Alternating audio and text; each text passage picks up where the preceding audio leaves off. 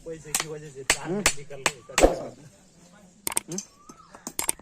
आखिर इस प्रकार मैंने इस पालकी को बना दिया है, आप देख सकते हो।